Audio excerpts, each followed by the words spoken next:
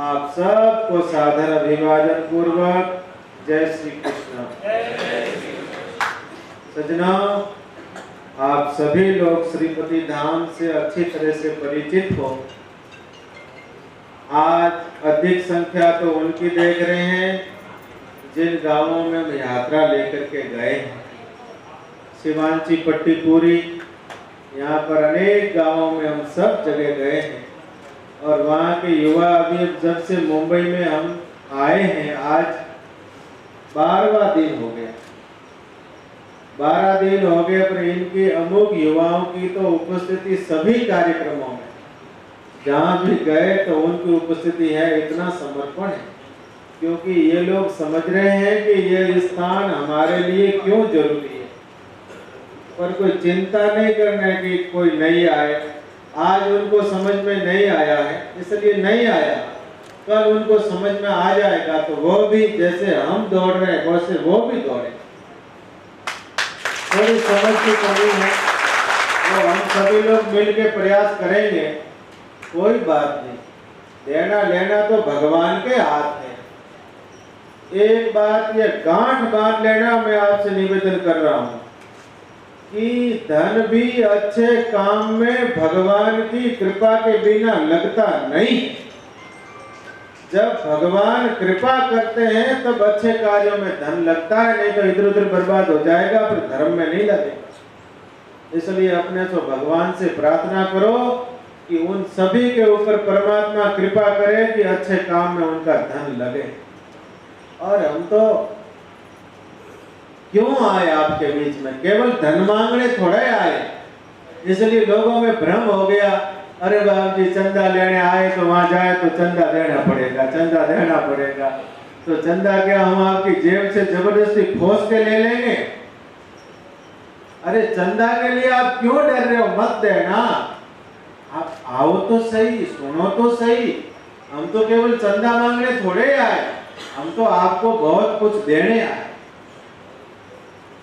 शहरों में आने का लक्ष्य यही था और गांवों में गए तो भी आप गांवों का भाग देखो। आप यहाँ से सभी आप गांवों के प्रवासी हो, पर जिन जिन गांवों में हम समाज उत्थान जन जागृति रथ यात्रा लेकर के गए, उन गांवों में छोटे बच्चे से लेके बड़े बुजुर्ग तक बड़े उत्साह और उमंग के साथ में माताएं बहनें भाई बंधु, कहां तक कि कहे आपको 2-2 किलोमीटर तक सामने आ जाते थे। गर्मियों के दिन भरी तपती गर्मी, ऐसे गर्मियों में उन लोगों का भाव देखा, हमको लगा कि अरे हम तो अभी तक समाज के लिए कुछ नहीं किए, इन लोगों के भाव देखो कितने समर्पण पूर्वक इस संस्था के साथ में खड़े। तो हम तो केवल जगाने आए, देने का भाव तो आप में, आपको भावनात्मक रूप से जोड़ने आए। हम आपको समाज की दृष्टि से जागृत करने आए। बाकी जब आप भावनात्मक रूप से जुड़ जाओगे, आप जागृत हो जाओगे, तो आपका धन तो अपने आप लग जाएगा, मुझे मांगना ही नहीं पड़ेगा। सजनों, मैं तो आपको कुछ देने आया। और जो लोग थोड़े थोड़े दूर रहते हैं उनसे भी आप सभी लोग समझाओ, प्रार्थना करो। हम भी उनसे प्रार्थना करते हैं, कहीं वो सुनते हो तो कि आप लोग डरो मत, आपका धन हम नहीं लेंगे। हमको लुटेरे थोड़े जो धन का हरण कर लेंगे। आप तो ऐसे डर रहे हो जैसे कोई लुटेरा आया हो तो जाएंगे तो धन देना पड़ेगा। अरे भले आदमी, कोई धन मेरे लिए मांग रहा हो, कोई पैसा हम कह रहे हैं कि सहयोग करो तो क्या हमारे लिए मांग रहे हैं? भाई मुझे देना देते हो तो 1 रुपया भी मत देना। क्यों मांगेंगे हम हमारे लिए? हमारे लिए तो मांगते नहीं, आज तक हमने तो हमारे लिए कभी नहीं मांगा। पूज्य गौ माता की सेवा में थे तो गौ माता के लिए मांगते थे। अब समाज में आए तो समाज के कार्यों में सहयोग तो हम सबको करना ही पड़ेगा, चाहे आज करो या कल करो, छोटा करो या बड़ा करो, करना तो हमको ही है क्योंकि वो हमारा है। और किसी का होता तो न करना पड़ता, अब हमारा है तो जिम्मेदारी तो हमारी है। इसलिए कोई किसी को डरने की जरूरत नहीं, 1% भी डरने की जरूरत नहीं। मैंने किसी को नहीं कहा कि आप इतना करिए, किसी को नहीं कहा। सभी ने प्रेम से सहयोग किया है, सभी ने प्रेम से सहयोग किया है और भाव से सहयोग किया है। और तो और बात, और प्रसन्नता से सहयोग किया। आप देखेंगे मुंबई महानगर का कार्यक्रम हुआ, ऐतिहासिक कार्यक्रम। अभी शायद मैं तो पहली बार शुरुआत की मुंबई महानगर से, और इन लोगों ने क्या सुंदर शुभारंभ किया, एक के बाद एक। हमने तो सोचा था कि 100 बीघा हो जाएगी मुंबई की, ऐसा विचार किया था कि, और उसी समय घंटा 1.5 घंटा में 250 बीघा तो लिख दी। और बाद में 70-75 बीघा और लिख दी। 125 से पार ही हो गए, 350 से मुंबई में 350। अन्य जगह भी सभी लोग भाव से सहयोग कर रहे हैं। अब थोड़ी सी भूमिका ये है कि श्रीपति धाम क्यों बनाया गया, या हम श्रीपति धाम की सेवा में क्यों आए, हमको इस कार्य में क्यों लगना पड़ा। आप लोगों के बहुत सारे मन में कई लोगों की शंका है, उनका मैं समाधान कर देता हूं। सर्वप्रथम तो आप मेरे से सभी परिचित हो, अगर परिचित नहीं होंगे तो थोड़ा सा परिचय आपके सामने दे देता हूं। ये बच्चा आपके समाज का ही बालक है, बहुत छोटी सी उम्र में गौ माता की सेवा में लग गया था। 15 साल की उम्र में मैंने घर छोड़ दिया था। पथमेड़ा गोधाम आपने नाम सुना होगा। परम श्रद्धेय महाराज जी, जिन्होंने एक माँ तो अपने बच्चे को क्या रखती है, उससे भी अधिक लाड दुलार और स्नेह से मुझे रखा। मैं तो अबोध आया था और मुझे सर्व प्रकार से उन्होंने योग्य बनाया, और उनकी शरण सनिधि में रहते रहते मुझे 21 वर्ष बीत गए।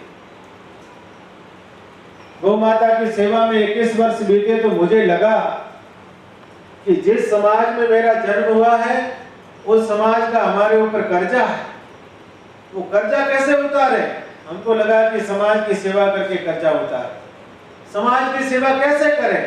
तो समाज अनेक भागों में बिखरा हुआ है, उस समाज को एक मंच दें, एक स्थान दें, एक जगह दें, जिसके माध्यम से समाज एक जगह पर केंद्रित हो, एक जगह पर संगठित हो गए, और संगठित समाज अपने उन्नति के पथ पर आगे बढ़े।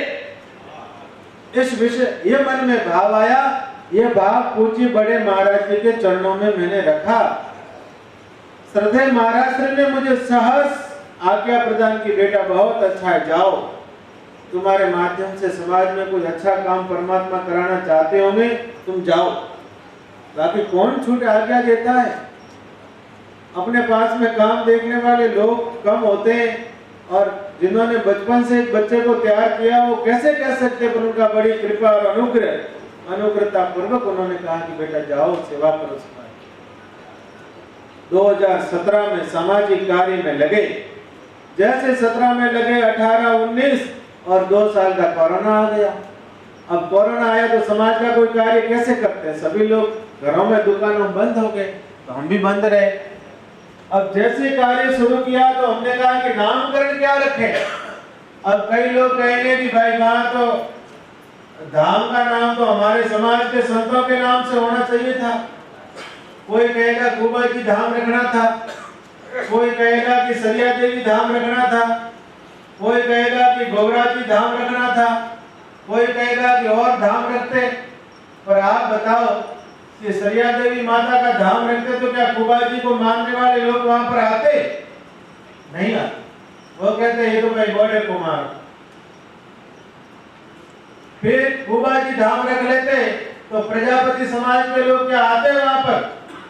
वो कहेंगे तो उनका वो ना आते। तो ऐसी परिस्थिति में हमको क्या करना? कोई बीच वाला रास्ता निकालना पड़ेगा जिससे दोनों को समाहित किया जा सके। तो फिर हमने श्रीपति धाम नाम रखा। ठाकुर जी ने नाम दिलाया, मैंने तो सोचा ही नहीं था। भगवान ने पता नहीं कैसे नाम सुझाया।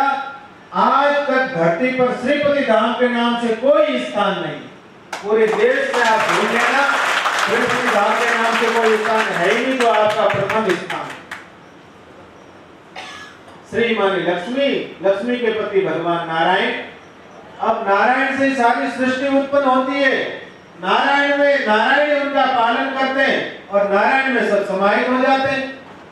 अब कोई कहेंगे कि आप तो महाराज जी कुमार कुमावत प्रजापति क्यों लिखते हो?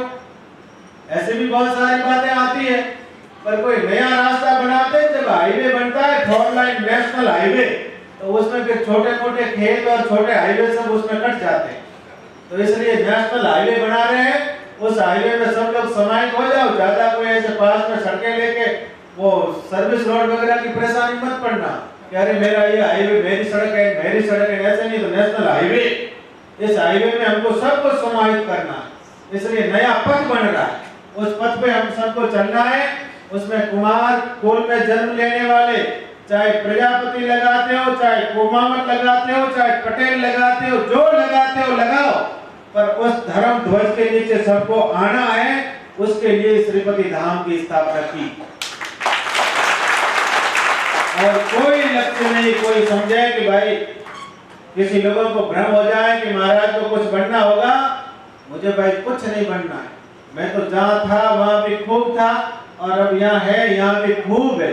मुझे एमएलए बनना नहीं, एमपी बनना नहीं, मुझे तो समाज को एक उन्नत दिशा देनी है, मुझे तो संस्कारवान समाज बनाना है, मुझे तो समृद्धिशाली समाज बनाना है, मुझे व्यसन मुक्त समाज बनाना है, मुझे सुशिक्षित समाज बनाना है, मुझे संगठित समाज बनाना है, मुझे भक्ति प्रधान समाज बनाना है। उसके लिए तो समाज में आया हूँ।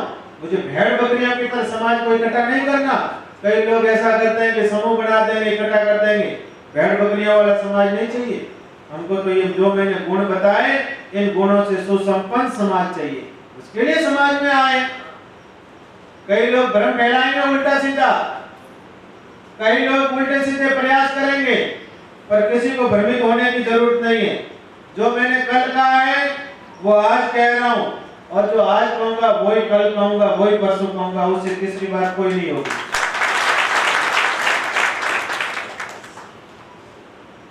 ब्रह्म समाज दिखाया गया राजपुरोहित समाज का, उसमें कहीं है राजपुरोहित धाम? और जैसे ब्रह्म समाज का नाम सुनते तो उनको अपने आप पता लगता है कि हमारा स्थान है। ब्रह्मा जी तो सबके, कोई राजपुरोहित समाज के अकेला कोई थोड़े ही, पर जैसे वो एक छाप लग जाती है, मोर छाप, एक ब्रांड बन जाता है, तो ब्रह्म समाज एक ब्रह्म धाम एक ब्रांड बन गया। जैसे कोई ब्रह्म धाम नाम लेगा तो सहज ही लोगों के मन में आएगा राजपुरोहित समाज का होगा। ऐसे जैसे ही श्रीपति धाम हमारा ब्रांड बन जाएगा, हमारा धाम है, तो जैसे कोई कहेगा श्रीपति धाम, तो अपने आप लोगों को लगेगा ये कुमार कुमावत प्रजापति समाज का स्थान। हमने तो यहाँ तक निवेदन किया है कि किसी को, मैं किसी से नहीं कहता हूं कि आप नाते रिश्ते बदल दो। नाते रिश्ते जहां आपके करते हो वहां करो, आपके रीति रिवाज है वो हो वैसे ही रखो। आपका स्थानीय संगठन बने हुए उनको भी वैसे ही रखो। केवल एक समाज के नाम से, धर्म के नाम से, धर्म ध्वज के नीचे एक हो जाओ, उसमें क्या परेशानी है? मुझे तो नहीं लगता कोई परेशानी हो सकती है। जैसे कोई ये बात कहे कि नहीं भाई आप जो इसका अपना नाम बदल दो, आपके पीछे सरनाम लगाते वो बदल दो, आपका स्थानीय संगठन है उसको खत्म कर दो, तो कोई परेशानी वाली बात भी आवे। जब ये कहीं है ही नहीं हमारे, तो जो लगाते हो लगाओ, जो जैसे आपके रीति रिवाज है, जहां आपके संगठन है ऐसे रहो, और एक धर्म ध्वज के नीचे आप आओ। यही प्रार्थना करने सब जगह जाता हूं। और बहुत सारी बातें श्रीपति धाम के माध्यम से समाज में करनी है। समाज में अच्छे शिक्षित युवा हो, प्रशासन में हमारी भागीदारी हो, अच्छे पढ़े लिखे लोग होवे समाज में। जब कभी समाज का भव्यतम कार्यक्रम होवे, उस कार्यक्रम में 10-20 आईएएस आईपीएस नहीं होने चाहिए। आज हम देखते तो कितने आईएएस आईपीएस समाज के दिखते हैं, इक्का दुक्का कोई ढूंढने पर मिलता है। हमने कभी इस विषय में सोचा ही नहीं। इसलिए सज्जनों, ये विचार करने की बात है। हमारी राजनीति में भागीदारी होनी चाहिए, पर आज तक हमने राजनीति में भागीदारी प्राप्त करने के लिए क्या प्रयास किए? किस स्तर पे हम प्रयास करते हैं? वो संगठन में रहेंगे, संगठित रहेंगे तो सब कुछ हो जाएगा। शासन में भी हमारी भागीदारी हो, राजनीति में हमारी भागीदारी हो, उसके लिए संगठन जरूरी है। एक राष्ट्रीय संगठन बनेगा। हम कहीं पूरे देश की या पूरे राज्य की कोई बात नहीं करते। हम तो बात करते हैं कि हमारे गांव का अच्छा काम कर लिया तो भी हम समझेंगे कि हमने अच्छा काम हो गया। गांव का अच्छा काम करेंगे, तहसील का अच्छा काम करेंगे, जिले का अच्छा काम करेंगे और एक डिवीजन में अच्छा काम करके मॉडल बना के समाज के सामने रखना है। उसमें आप सबका तन मन और धन से सहयोग चाहिए, क्योंकि जो कुछ बनेगा वो किसके लिए होगा। श्रीपति धाम की विशेष योजनाएं हैं जिसमें वहां पर एक भव्यतम भगवान का मंदिर बनेगा। श्रीपति धाम में सुंदर अतिथि आवास बनेंगे। श्रीपति धाम में आवासीय विद्यालय बनेगा। श्रीपति धाम में पुण्य अर्जन के लिए गौ माता की गौशाला बनेगी। श्रीपति धाम में बड़ी भोजनशाला बनेगी जहां पर 1000 एक साथ लोग भोजन कर सके। श्रीपति धाम में वानप्रस्थी लोग, जिन लोगों ने अपने घर की जिम्मेदारी अपने बेटों को सौंप दी और वे सेवा करना चाहते हैं, ऐसे लोगों के लिए वानप्रस्थी आवास बनाएंगे। जल का संरक्षण कैसे हो, भूमि सुधार कैसे हो, पर्यावरण संवर्धन संरक्षण कैसे हो, ऐसे सारे प्रयास श्रीपति धाम के माध्यम से होने। हम चाहते हैं कि व्यसन मुक्त समाज बने, उसके लिए हम समय समय पर शिविर करना चाहते हैं। गांव-गांव में जाकर के जन जागृति यात्रा निकालना चाहते हैं कि समाज एक सूत्र में बंधा है, समाज में व्यसन मुक्ति आवे। ऐसे प्रयास करने के लिए श्रीपति धाम की स्थापना हुई है। हम चाहते हैं कि समाज में अच्छे संस्कार हो, उसके लिए हम समय समय पर युवाओं के शिविर करना चाहते हैं।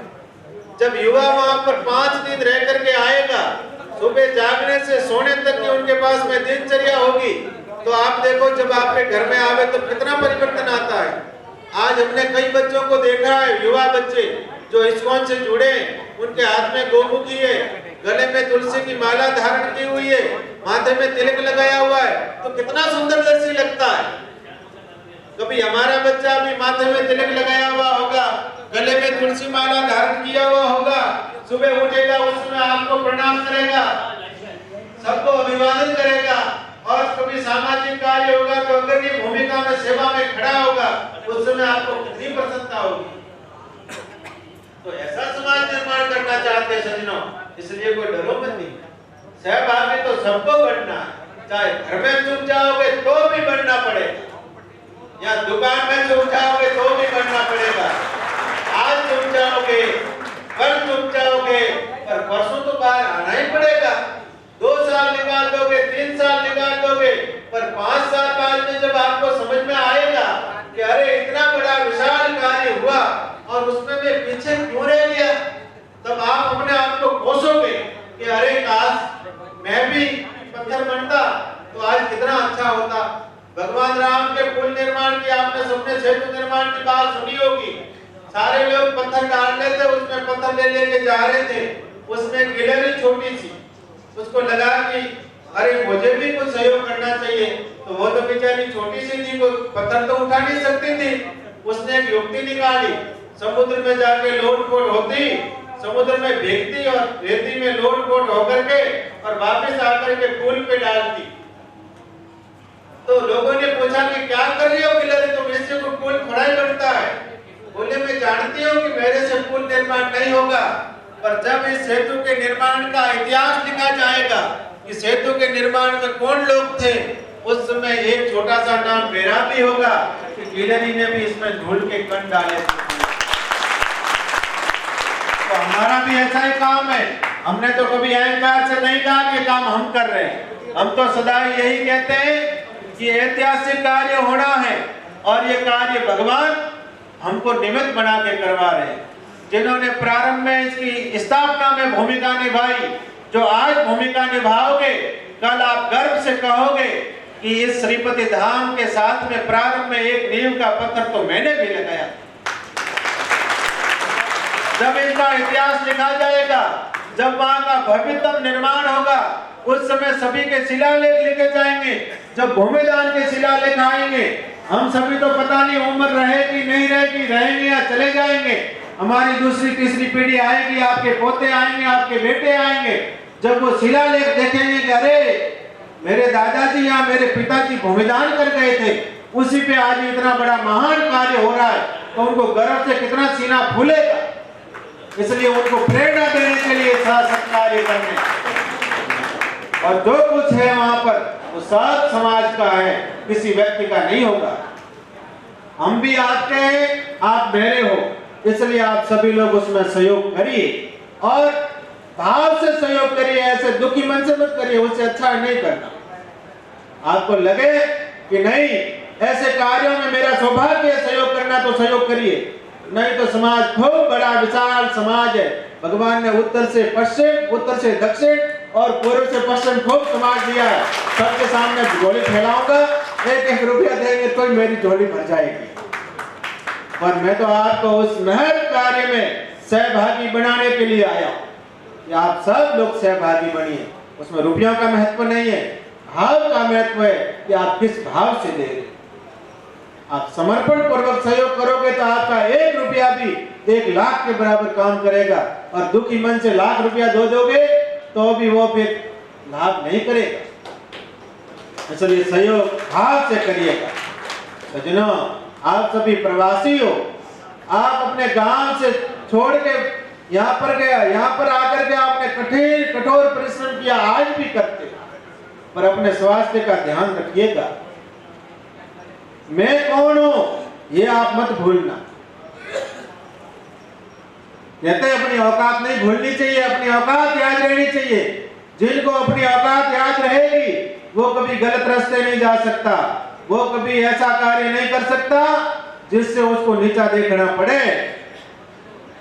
औकात कैसे याद रखनी है, इसका उदाहरण आपके सामने देता हूं। चाहे भगवान आपको कितनी ऊंचाइयां दे दे, चाहे पद के रूप में आपको दे दे, चाहे धन के रूप में दे दे, या और किसी रूप में भगवान आपको ऊंचाइयां दे, पर मैं कौन हूं वो आप याद रखना, तो कभी भी आप में अहंकार नहीं आएगा। मातृभूमि से और जननी से आप जुड़े हुए रहोगे।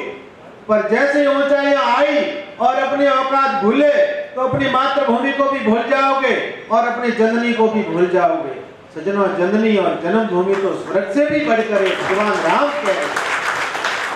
अगर भगवान राम चाहते तो सोने की लंका में भी रह करके राज कर सकते थे, पर उन्होंने कहा नहीं, मैं तो अयोध्या पूरी जाऊंगा, जो मेरे जननी और जन्मभूमि स्वर्ग से भी बढ़कर, ऐसा भगवान राम ने खुद घोषणा की। सज्जनों, औकात कैसे याद रहे उसकी एक बात निवेदन करता हूं। औकात कैसे याद रहे हमको, औकात याद रखने का एक उदाहरण आपके सामने प्रस्तुत करता हूं। एक बड़े सेठ जिनका बहुत बड़ा कारोबार, कई मुनीम उनके यहाँ काम करे, बड़े लोग होते हैं तो धीरे धीरे संभाल नहीं पाते, तो व्यापार में घाटा आने लगा। जब व्यापार में घाटा आया तो भगवान किसी न किसी को भेजते, तो उसी समय भगवान ने एक ईमानदार मुनीम जी को भेज दिया। जैसे ईमानदार मुनीम आए तो दूसरे लोगों ने उनसे ईर्ष्या करनी शुरू कर दी। ये समाजों में क्या सब जगह चलता है सज्जनों। जैसे कोई सज्जन व्यक्ति समाज में आता है, अच्छा कार्य करने लगता है, तो उनकी बुराई करने लग जाते हैं। अरे सज्जनों, हम उसका साथ नहीं दे सकते, हम उनका सहयोग नहीं कर सकते, कम से कम वो हमारे लिए सहयोग कुछ कार्य कर रहा है तो हम उनसे ईर्ष्या क्यों करें।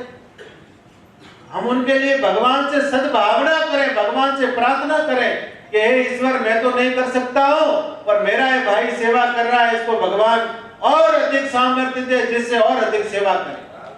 पर ऐसा नहीं करते हैं। तो सज्जनों, वो आदमी से ईर्ष्या करने लगे साथी, तो ईर्ष्या करता है तो आदमी कहीं न कहीं उनके दोष ढूंढता है कि कमी क्या है, कमी क्या है, कमी क्या है। तो एक दिन उनको कमी मिली। क्या कमी मिली? कि वो रोज अकेला 1 घंटा रहता है, कमरे में बंद रहता है। तो उन्होंने सेठ से शिकायत की कि आप तो हमारे ऊपर विश्वास करते नहीं हो, आप तो विश्वास करते हो नए मुनीम पे, वो तो रोज 1 घंटा अकेला रहता है और चौपड़े वगैरह भी वहां रखता होगा, पता नहीं क्या क्या हिसाब में फेरबदल करता होगा। आप तो हमारी मानते हो नहीं, उनकी मानते हो। बड़े लोग होते हैं वो कानों के कच्चे होते हैं, वो क्या है कि मैं बात कोई आपके विषय में कह दूंगा तुरंत सुन लेंगे, ये बड़े लोगों की थोड़ी कमजोरी है। पर कानों से कच्चा नहीं होना, एक तरफ की कभी नहीं सुननी, दोनों तरफ की सुननी, फिर कोई निर्णय करना। अब सेठ साहब ने एक तरफ की सुन ली, उन्होंने कहा जरूर कोई न कोई नया मुनीम गड़बड़ करता होगा, तो उन्होंने कहा कि जब वो शाम को अकेला हो तब हम सभी वहां उनके वहां एकदम अकस्मात धावा बोलेंगे। अब अकस्मात एकदम उनके वहां पहुंचे, तो जैसे वो कमरे में बंद था तो कमरे का दरवाजा हिलाया। ओ भैया पीछे बात क्यों कर रहे हो, थोड़ी देर शांत हो जाओ, थोड़ी देर मुंह बंद रखो, कान खुला रखो। ठेठ पीछे बैठे वो, बात नहीं करनी। सज्जनों, मैं आपसे निवेदन कर रहा था कि वो जैसे ही पहुंचे तो दरवाजा को हिलाया, तो उसने दरवाजा खोला नहीं।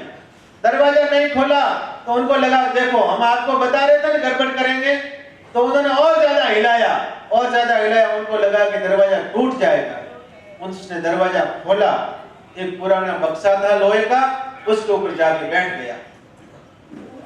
हमारे जैसे दूसरे मुनीम साथ में थे, उन्होंने कहा इसी में पूछे, इसी में पूछे, इनको हटाओ।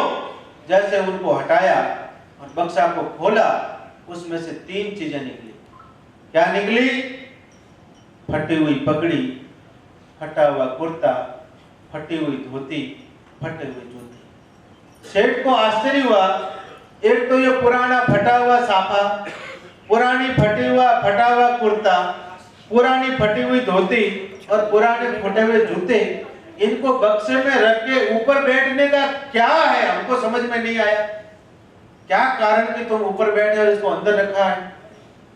तो बोले कि कारण मत पूछो।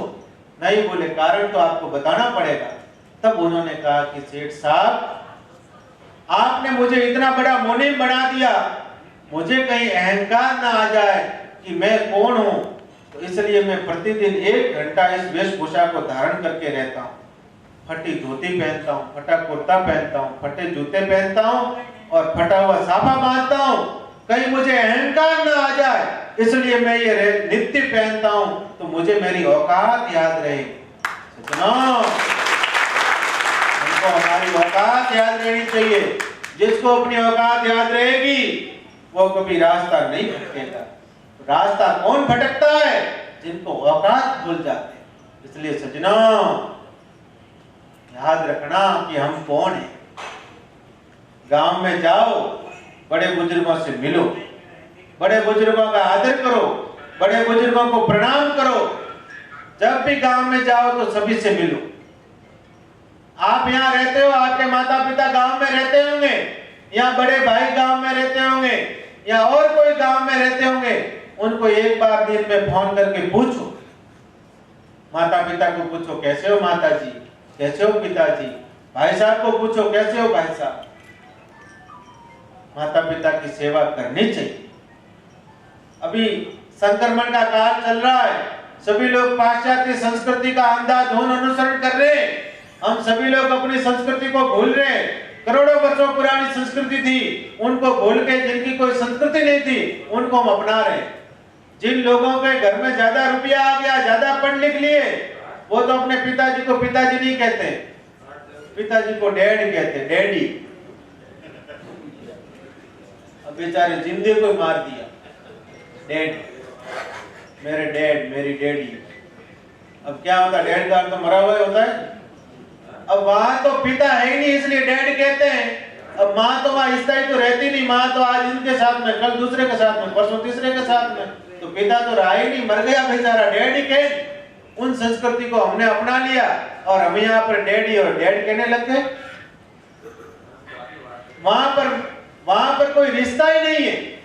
अब विदेशों में क्या रिश्ता है? हमारे यहाँ तो काका काकी है, नाना नानी है, ताऊ ताई है, दादा दादी है, मामा मामी है, बुआ बुआड़ा जी है, बहन बहनोई है, कितने रिश्ते।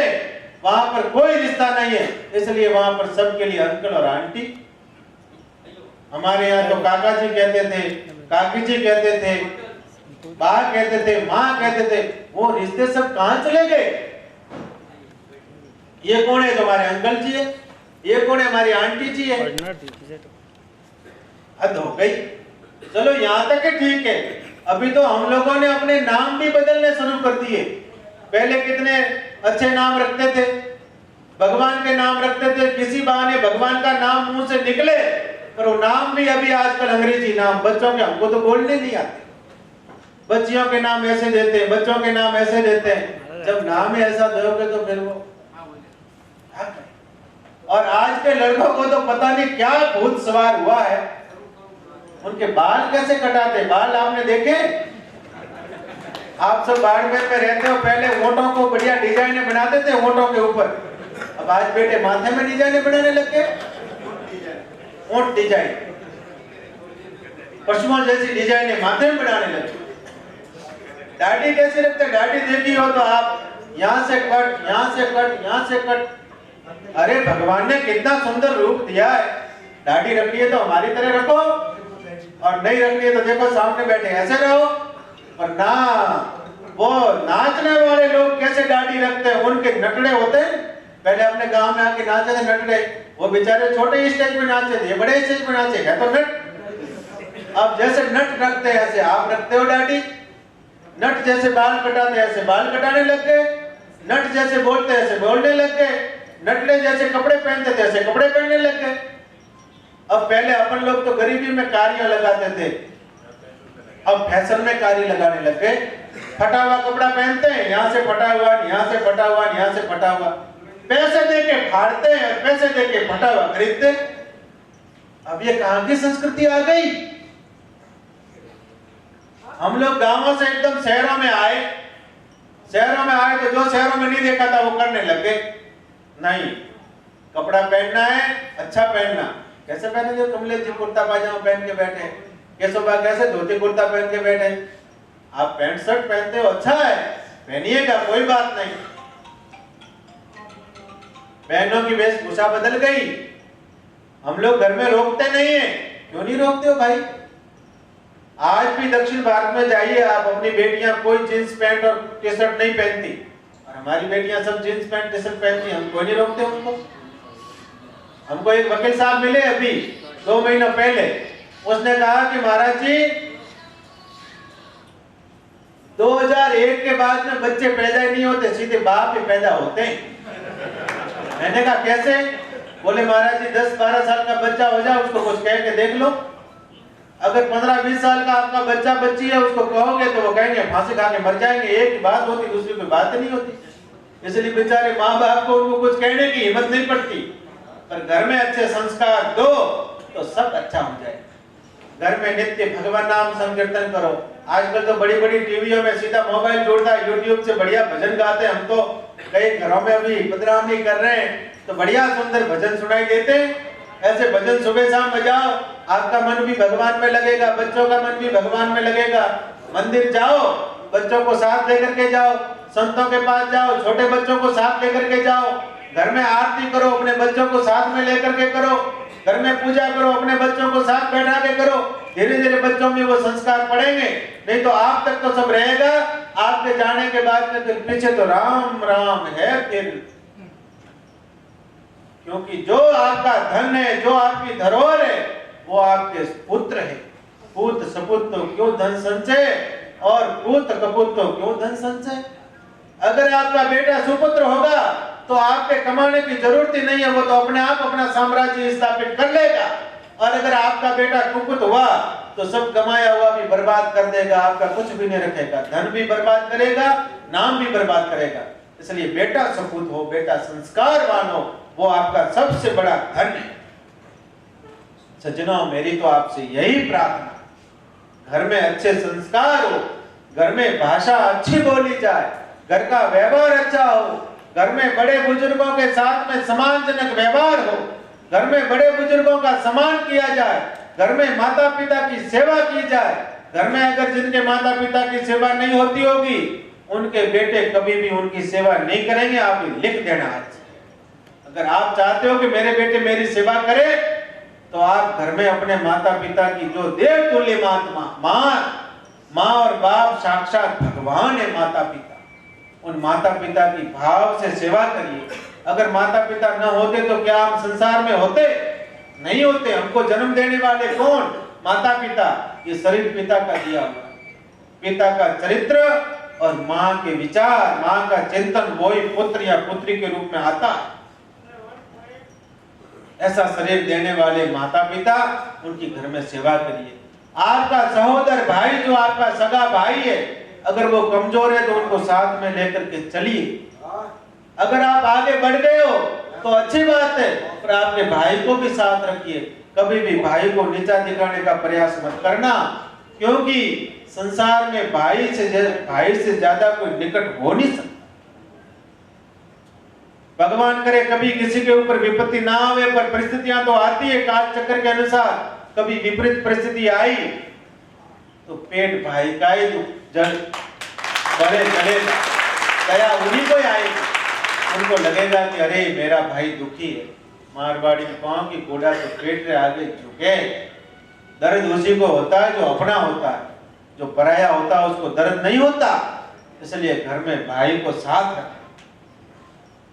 रावण का कितना बड़ा साम्राज्य था, इतना शक्तिशाली रावण, जो कैलाश को खेल खेल में उठा ले। और भगवान शंकर तो स्वयं आके कहते थे, भगत मेरा अभिषेक कर। ब्रह्मा जी स्वयं वेद सुनाने आते थे। ऐसा महाबली रावण भी जब गलत रास्ता चुनता है, भाई का त्याग कर देता है, तो फिर उसकी गति क्या होती है? सब कुछ साम्राज्य नष्ट हो जाता है। कोई कहे कि भाई विभीषण हो गया, भाई विभीषण नहीं हुए। विभीषण जी तो परमात्मा के भक्त थे, भगवान के। उन्होंने भाई को समझाने का प्रयास किया, पर भाई समझा नहीं, और उन्होंने उल्टी विभीषण के लात मार के विभीषण को त्याग दिया। तब फिर वो विभीषण भगवान की शरण में। भगवान ने कहा, विभीषण जी ने कहा कि समझेगा तो नहीं। पर रावण के मन में भी ऐसा था कि मेरा तामसी शरीर है, मुझसे भजन तो होगा नहीं, तो भजन कैसे करें? अपने मुक्त तो होना है, तो भगवान से बैर कर लो। जिससे बैर होता है उसकी याद हर समय बनी रहती है। आप कभी देखो, जिनसे आपकी अनबन होगी वो हर समय याद आएगा। तो इसलिए रावण ने सोचा कि भगवान से अनबन हो जाएगी तो भगवान की याद हर समय बनी रहेगी। जैसे याद बनी रहेगी तो भगवान के हाथों से मरेंगे तो मोक्ष में चले जाएंगे, मोक्ष हो जाएगा, फिर जन्म मरण होना नहीं। इसलिए भगवान से उन्होंने बैर लिया था जानबूझकर। पर सज्जनों, जिस प्रकार से रावण ने विभीषण जी को त्यागा, उस प्रकार से कभी भाई को मत त्यागना। भाई भाई का साथ देना। और सबसे पहले परिवार को संस्कारवान बनाना। एक एक परिवार संस्कारवान बने, एक एक परिवार व्यसन मुक्त बने, और एक एक परिवार संगठित बने। जब एक परिवार संस्कारवान बनेगा तो समाज संस्कारवान हो जाएगा, और जब समाज संस्कारवान होगा तो पूरा राष्ट्र संस्कारवान हो जाएगा। जब एक परिवार व्यसन मुक्त बन जाएगा, परिवार संगठित रहेगा, तो ठीक वैसा ही समाज हो जाएगा। हम तो इस कामों को लेकर के समाज में आए कि समाज को कुछ अच्छा देना चाहते हैं। इसलिए आप सभी लोग, श्रीपति धाम आपके उत्थान और विकास के लिए आया है। अब आपको कि महाराज जी आप तो हर समय हमारे साथ में रहो, हम जो करते हैं वो करो, तभी समाज का उत्थान विकास होगा। ऐसे नहीं, प्रत्येक को गोविंद बनना पड़ेगा। आप प्रत्येक एक एक व्यक्ति समाज का श्रीपति धाम बनेगा, तब जाके समाज का उत्थान और विकास होगा, नहीं तो सजना नहीं होगा। इसलिए आप सभी लोग जगो। एक सन्यासी आपको जगाने आया है। मैं आपसे आह्वान और निवेदन करता हूं कि आप लोग समाज की कार्य में अग्रणी भूमिका निभाइए। आप जहां रहते हो वहां भी संगठित होकर के रहिएगा। यहाँ भी आप अलग अलग क्षेत्रों में हो तो आपके स्थानीय संगठन होने चाहिए। मेरे मन में तो ऐसा भाव आता है पूरे मुंबई महानगर का संगठन हो, जिसमें दो दो व्यक्ति प्रत्येक क्षेत्र के हो, और जब कभी बात हो एक ऐसा संगठन बना हुआ हो, समूह बना हुआ हो, उस समूह में एक संदेश डाला, पूरे मुंबई में 1 मिनट में सबके पास पहुंच गया। ऐसी व्यवस्था हम तो करना चाहते हैं। और श्रीपति धाम आपके बीच में आया है। आप सबको श्रीपति धाम के लिए तन मन और धन से तैयार होना है। मैं आपको एक रास्ता दिखा सकता हूं, मार्ग दिखा सकता हूं, पर चलना तो आपको पड़ेगा। हम कहीं रास्ते में जाते हैं, किसी को रास्ता पूछते हैं, तो वो व्यक्ति हमारे साथ थोड़ा ही आता है। साथ आता है क्या? वो व्यक्ति हमारे साथ नहीं आता। वो व्यक्ति हमको एक दिशा दिखा देता है कि इस रास्ते जाओ, और अगर हम उस रास्ते चलेंगे तो जो दिशा में हमको जाना है उस दिशा में आराम से पहुंच जाएंगे। इसलिए हम आपको रास्ता दिखा रहे हैं, दिशा दिखा रहे हैं, उस दिशा की तरफ आगे बढ़िए आप। भगवान खूब मंगल करेंगे। बहुत कम समय हुआ है अपने को, कितना हुआ है, 4 साल तो हुआ है, उसमें भी 2 साल कोरोना का चला गया। इसमें भी समाज में कितनी बड़ी जागृति आई है। आज किसी के बुलाने से इतने लोग इकट्ठे हो जाए, ये भी क्या कम बात है, बहुत बड़ी बात है। इसलिए निराश नहीं होने का, हर समय आशावादी बना रहने का, एक कदम तो चले हैं। अरे हमने बुलाए थे 100 लोगों को, उसमें से 50 लोग तो आए, हमारा क्या गया, 50 लोग तो आए हैं, कल 100 भी आए। चलो आप, हम 100 सीढ़ी चढ़ना चाहते हैं, पर एक एक करके चढ़ेंगे, 100 एक साथ थोड़ी चढ़ जाएंगे। एक सीढ़ी चढ़ो, 2 सीढ़ी चढ़ो, इस बार 10 सीढ़ी चढ़े, अगली बार 100 भी चढ़ जाएंगे। इसलिए सब भगवान मंगल करेंगे। ईश्वरीय कार्य है समाज का, भगवान का कार्य है, उसको कराने वाले भी भगवान है। मेरे अंदर संकल्प दिया है, वो भी परमात्मा ने दिया है। आपके अंदर उस संकल्प को पूरा करने का भाव दे रहे, वो भी परमात्मा दे रहे। उसमें कोई अहंकार न करे कि मैंने किया, ऐसा कोई अहंकार न करे। किसी को अहंकार करने की जरूरत ही नहीं। इसलिए तुमने ऐसा स्वरूप बनाया कि समाज के प्रत्येक व्यक्ति का उसमें अंश लगे, वो गर्व से कहे कि मेरा भी 1 रुपया वहां पर लगा है, या मैं भी 1 रुपया प्रतिदिन लगा रहा हूं, ऐसा प्रत्येक व्यक्ति भाव से कहे। हमारे यहाँ तो ऐसे ऐसे सेठ बैठे, लो या चेनाराम जी बैठे, इनको हम कहते हैं अकेले को, लो आप अकेले इतना काम करो तो ये कर लेंगे, तो फिर वो धाम किसका हो जाएगा, इन सेठ जी का हो जाएगा, आपका नहीं रहेगा। हमारे यहाँ तो ऐसे ऐसे व्यक्ति बैठे जो एक एक व्यक्ति 100-100 बीघा भेंट कर लेगा, फिर वो क्या होगा, 2-5 व्यक्ति सारी व्यवस्था कर लेंगे, फिर वो धाम किसका होगा, उन सेठों का होगा, आप लोगों का नहीं होगा, समाज का नहीं होगा। हम तो समाज के प्रत्येक बच्चे के मन में ऐसा गर्व से वो कहे कि अरे वो धाम तो मेरा है, उसके लिए सब प्रयास कर रहे हैं। हम तो रात दिन दौड़ रहे हैं, आपके बीच में आ रहे हैं, समझाने का प्रयास कर रहे हैं। समझिएगा, जागिएगा, अवसर आया है, भगवान ने सुंदर मौका दिया है। आपके जीवन में ऐसा समाज होंगे, अपने अपने धाम है। आपके मन में भी तो आता होगा कि हमारे समाज का भी धाम होता, हमारे भी गुरुजी होते, हमारे बीच में आते, हम उनका स्वागत करते, उनसे मिलते, घर में पधरावनी करवाते, उनसे ज्ञान अर्जित करते, उनसे कुछ पूछते, हमारी शंकाओं का समाधान करते, हमारा मन भगवान में लगता, हम भक्ति के पथ पर आगे बढ़ते। ऐसा आपके मन में भी तो आता होगा। तो भगवान ने कितना सुंदर मौका दिया है, इतना सुंदर सुनहरा मौका दिया है। हमारे आपके और मेरे सब के किसी जन्मों के पुण्य उदय हुए हैं, जो हम ऐसे महत् कार्य में लगे, और इस कार्य को हम सबको मिलकर के संपादित करना है। आप और हम सब मिलकर रहेगा। और ये शास्त्र ऐसा कहता है, जो लोग भूमिदान करते हैं, जैसे भूमि फलती फूलती है, ऐसे उनका परिवार फलता फूलता है। भूमि भी उस परिवार को आशीर्वाद देती है। कैसे आशीर्वाद देती है, उस धरती पर सत्कार्य होते हैं तो धरती माता प्रसन्न होती है, प्रसन्न होकर के वो उस भूमिदाता को आशीर्वाद देती है। तो हम सब उस आशीर्वाद को सबको प्राप्त करना है। सज्जनों, मैं आपसे यही निवेदन करने आया हूं कि आज तो आप और हम सब लोग भूमिदान की बात करते हैं। आज से 5 साल बाद में कौन आपको कहेगा कि भूमिदान करिए? कोई नहीं कहेगा। इसलिए अवसर है, चुपो मत। आज तो लगता होगा कि अरे महाराज जी मांगने आए, महाराज जी मांगने, क्यों लगे ऐसा? हमको तो पता नहीं लगता है क्यों लगता होगा मांगने आए।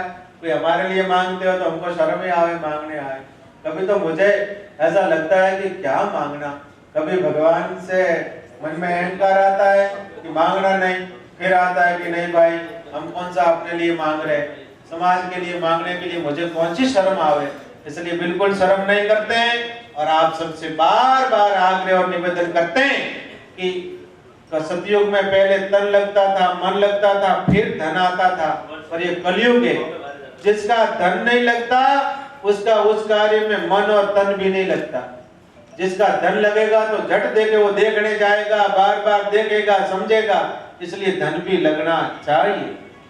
और दान कोई 100 करोड़ करे वो तो बड़ा दान हो गया, और 1 रुपया करे वो छोटा दान हो गया, ऐसा कुछ नहीं है। अपने शक्ति सामर्थ्य के अनुसार सहयोग जरूर करिए। चाहे भूमिदान कर सकते हो भूमिदान करिए, जो भूमिदान नहीं कर सकते हो 5100, 11,000, 21,000, 25,000 जैसी सामर्थ्य है, ऐसा दान जरूर घर से निकलना चाहिए।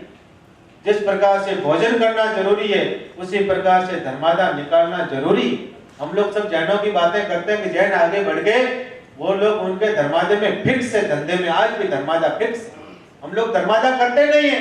हमारे पास में एकदम रुपया आता है तो सीधी उल्लू वाहिनी लक्ष्मी आती है, जो बुद्धि पे बैठती है और अंधा कर देती है। जो नहीं करना चाहिए वो करवाती है, जो करना चाहिए वो नहीं करने देती। उल्लू वाहिनी लक्ष्मी नहीं, हंस वाहिनी लक्ष्मी आ गई। जो लक्ष्मी भी भगवान की कृपा से आती है। कोई कहे कि लक्ष्मी पुरुषार्थ से मिलती है, तो फिर बेचारे मजदूर बहुत सारे मेहनत करते हैं, उनको मिल जाए। लक्ष्मी भाग्य से भी नहीं मिलती, पुरुषार्थ से भी नहीं मिलती और बुद्धि से भी नहीं मिलती। लक्ष्मी भगवान की कृपा से आती। जो लक्ष्मीपति है वो कृपा करते हैं तब लक्ष्मी आती है। इसलिए लक्ष्मी का सदुपयोग करो, धन का सदुपयोग करो। जिस प्रकार से गंगा जी में नहाने से तन पवित्र होता है, जिस प्रकार से भगवान का नाम जप करने से मन पवित्र होता है, उसी प्रकार से हमारे द्वारा निकाला गया धन धर्मादय में लगेगा तो हमारा धन पवित्र होगा। वो पवित्र धन घर में टिकेगा, घर में शांति आएगी, भाई भाई प्रेम से रहोगे, बाप बेटा प्रेम से रहोगे। ये मैं विश्वास के साथ में कहता हूं, आप ये करो, धर्मादाय निकालो, नियमित निकालो, और फिर आप देखो आपके परिवार में कैसे उन्नति होती है। नहीं तो सज्जनों, जैसे धन आता है ऐसे वो चला भी जाता है, आदतें और बिगाड़ के जाता है। और आप अच्छे काम में धन लगाओगे तो धन खूब आपका वृद्धि को प्राप्त होगा। सत्कार्य करने चाहिए। हमारे समाज में त्याग की महिमा है। जिन्होंने त्याग किया उनका आदर होता है। आप कहोगे महाराज जी, जो आपको धन दान करते हैं उनको तो आप कहते हो आगे बैठो, जो आपको भूमि दान करते हैं उनको तो आप दुपट्टा पहनाते हो, दूसरों को नहीं पहनाते हो, जो आपको धनपति होते हैं उनको तो कहते हैं आगे विराजो, और जो धनपति नहीं होते वो पीछे बैठते हैं। मैंने कहा भाई हमारे यहाँ तो कोई भेदभाव नहीं है, पर आदर त्याग का है, धन का नहीं है। कैसे? एक उदाहरण आपके सामने देता हूँ। एक कहीं कार्यक्रम हो रहा था, भागवत जी की कथा, और वो कथा रखी सेवा के लिए, और सेवा में सभी लोग, एक दिन रुक्मिणी जी का विवाह आया, उसमें सभी लोग कन्यादान करने के लिए कुछ न कुछ धन लेकर के आने का कहा। बड़े धनपति थे वो हर समय आगे बैठते थे, और दूसरे जो छोटे छोटे लोग होते थे वो पीछे बैठते थे। उसमें से एक महाकंजूस व्यक्ति, पास में धन खूब पर धर्म में एक रुपया न लगा, भोजन करे वो भी दूसरे लोगों से करे, और कपड़ा भी प्रयास करे कहीं बाहर वो बांटते हो वहां से ले आओ, और रहने का भी घर में नहीं, प्रयास करे घर में रहूंगा तो बिस्तर बिछाऊंगा तो बिस्तर फट जाएगा। ऐसा महाकंजूस। अब कंजूस तो बेचारे सबसे बड़े त्यागी होते हैं, क्योंकि वो खुद तो एक रुपया उपयोग करते नहीं अपने जीवन के लिए, किसी को अपने हाथ से देते नहीं, और सारा जब जाते हैं तो दूसरों के लिए छोड़ के जाते हैं। इससे बड़े कौन त्यागी हो गए?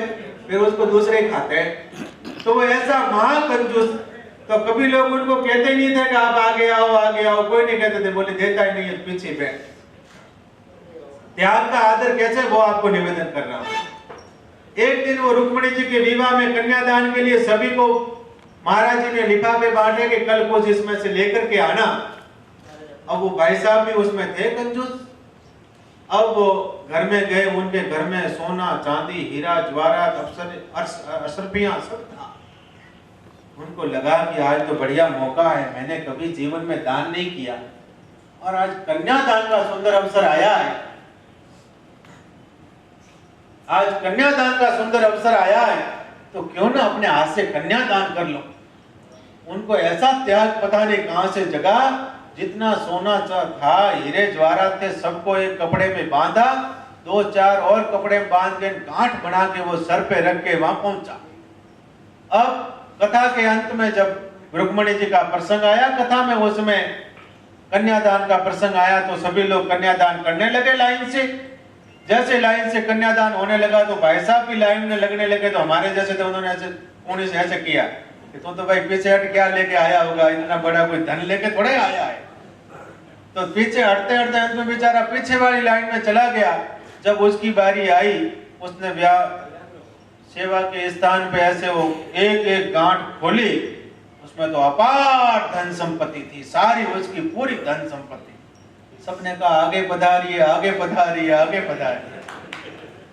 अब उसको लगा कि मुझे तो कोई यहाँ बैठने का ही नहीं कह रहा था, सभी लोग पीछे बैठने का कह रहे थे। धनवान तो मैं तब भी था भाई, जो व्यक्ति दान नहीं करता उनको लोग मान सम्मान नहीं देते क्योंकि उसने त्याग नहीं किया। बोले अगर मेरा आदर होता या धन का आदर होता तो मैं तो धनी तो पहले भी था, तब मुझे आगे बैठाते, पर मेरा आदर नहीं हुआ।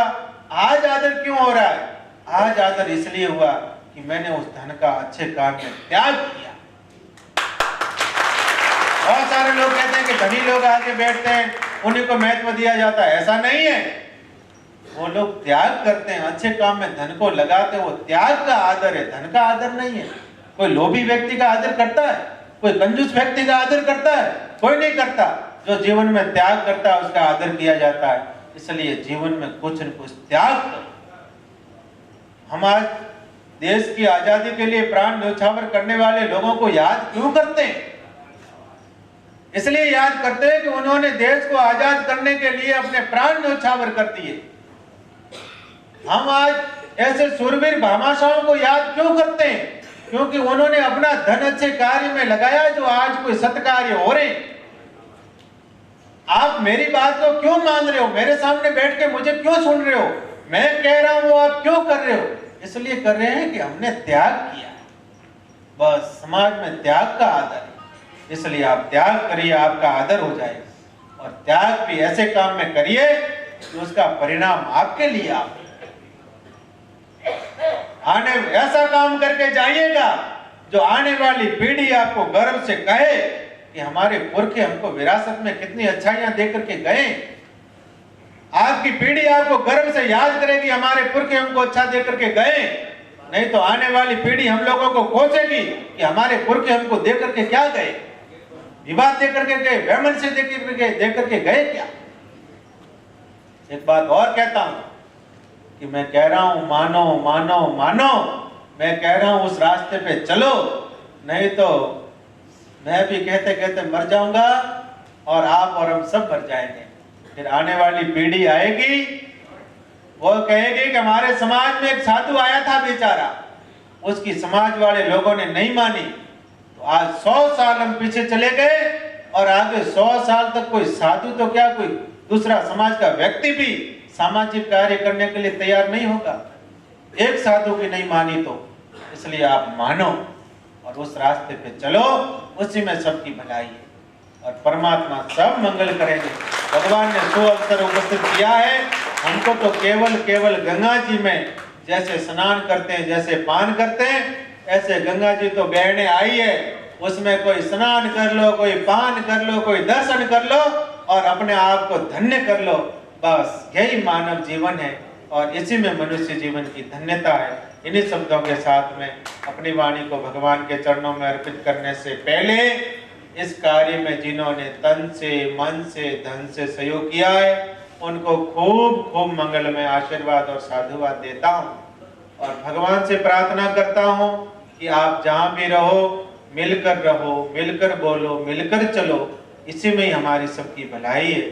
अगर हम संगठित रहेंगे तो सब जगह पूछ होगी, बिखरे हुए रहेंगे तो कोई नहीं पूछेगा और संगठन में शक्ति है, संगठन में सब कुछ है। आशा और विश्वास करता हूँ कि जो जो बातें मैंने आपसे निवेदन की है उसको आप व्यक्तिगत जीवन में उतारना और परिवार के ढांचे में लागू करना, समाज के ढांचे में लागू करना। भगवान सब तरह से आपका मंगल करेंगे। सत्य सनातन धर्म की। आप सभी को श्रीपति धाम पधारने का निमंत्रण देता हूँ। आप सब परिवार इष्ट मित्रों सहित जरूर वहां पर पधारना। एक बात और मुझे कहनी थी, श्रीपति धाम का ट्रस्ट बना हुआ है। सबसे पहले हम काम में लगे तब एक श्रीपति धाम गोपालन गो संवर्धन संस्थान का ट्रस्ट बनाया था, क्योंकि हमने आज तक अपने हाथ से कोई लेन देन नहीं की, रुपया की भी, मैं न किसी को 1 रुपया देता हूँ। और वो ऑफिस से व्यवस्था रखी, तो उस समय भी ऑफिस में व्यवस्था थी। आज भी बहुत सुंदर पारदर्शी हिसाब है। 3 साल की ऑडिट हो गई है। श्रीपति धाम गोपालन गौ संवर्धन संस्थान की 3 ऑडिटें हो गई है। 2 कार्यक्रम हिसाब के शुद्धता, आप सब व्यापारियों हिसाब शुद्ध कैसे रहता है, रसीद बुक से लेना और बाउचर से देना, उसमें कोई गड़बड़ी नहीं होती। हम रसीद बुक से लेते हैं, बाउचर से देते हैं। इतना पारदर्शी हिसाब है कि बाउचर पे 3 सिग्नेचर होते हैं, एक लेने वाला साइन करता है, एक देने वाला साइन करता है, एक मैं खुद आज भी साइन करता हूँ। इसलिए खूब पारदर्शी व्यवस्था है। आप आओ, समझो। ये तो गौपालन का हो गया। वहाँ गौशाला चलती है, प्रारंभ में काम करता था, गौशाला का रजिस्ट्रेशन जल्दी हो जाता है तो वो करा लिया। दूसरा रजिस्ट्रेशन समाज का धाम है, इसलिए समाज के नाम से ट्रस्ट बनाया है, श्रीपति धाम समाज उत्थान विकास न्यास। अगर उसमें लंबा लिखते कुमार कुमार प्रजापति, इतना लिखना पड़ता, इसलिए हमने श्रीपति धाम में केवल लिखा, क्योंकि वो आपका ही है, आपके लिए ही है। इसलिए श्रीपति धाम समाज उत्थान एवं विकास न्यास संस्थान इस नाम से रजिस्ट्रेशन हो गया है और 2 साल की उसकी भी ऑडिट हो गई है। अभी हम सारा लेन देन चंदा आदि श्रीपति धाम समाज के ट्रस्ट से लेते हैं। गौशाला का चंदा कहीं भी बाहर नहीं करते हैं। गौशाला को श्रीपति धाम ट्रस्ट चेक देता है, जैसे गौशाला का चारा खरीदना है, गौशाला में केवल चारा खरीदना, एक ग्वाले का पेमेंट करना, बाकी सारी व्यवस्था श्रीपति धाम के ट्रस्ट से संचालित होती है। बहुत सुंदर पारदर्शी व्यवस्था है। सामान लाना है, माने हम कहीं लेन देन नहीं करते, पर हमारी अनुमति के बिना सुई भी नहीं आएगी। हम कहीं लेन देन नहीं करते, हमारी जानकारी के बिना एक पाई का भी भुगतान नहीं होगा। ऐसी सुंदर पारदर्शी व्यवस्था है। किसी को संदेह हो आराम से आकर के देख सकते हैं। और जोड़ना है, ये सब चीजों व्यवस्था की है। हम आपके सामने बस आपको हमसे जुड़ना है, संस्था से जुड़ना है, बाकी सब होता रहेगा। आगे की कार्रवाई।